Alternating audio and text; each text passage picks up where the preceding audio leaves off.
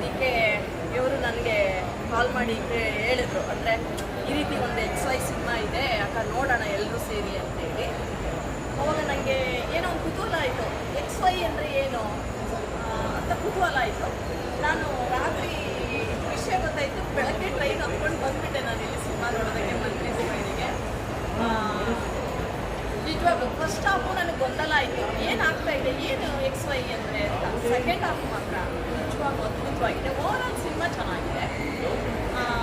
ನಾನು ಕೇಳೋದಿಷ್ಟೇ, ಎಲ್ಲರೂ ಕನ್ನಡ ಸಿನಿಮಾವನ್ನು ಪೋಷಣೆ ಮಾಡಿ ರಕ್ಷಿಸಿ, ಕನ್ನಡ ಸಿನಿಮಾವನ್ನು ಬೆಳೆಸಿ ಉಳಿಸಿ, ಇದಕ್ಕೆ ಸಂರಕ್ಷಣಾ ವೇದಿಕೆಯವರು ಒಂದು ಅಡಿಪಾಯವನ್ನು ಹಾಕಿದ್ದಾರೆ. ಆ ಅಡಿಪಾಯವನ್ನು ಹಾಕಿದರೆ ಇಲ್ಲಿಂದ ಶುರುವಾಗಿದೆ. ಇದು ಯಶಸ್ವಿಯಾಗಿ